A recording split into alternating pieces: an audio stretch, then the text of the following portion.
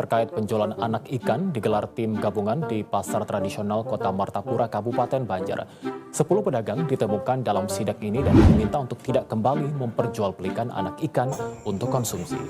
Tim gabungan dari Dinas Ketahanan Nuntun apa, Le? Kabupaten Banjar. Nina, wah ini rame bener orang barajiaan menjual anak iwak. Ngarinya lah. Berarti supaya menjual anak iwak ada orang berajiaan ditangkap lah. Nah, pian kada tahu kah?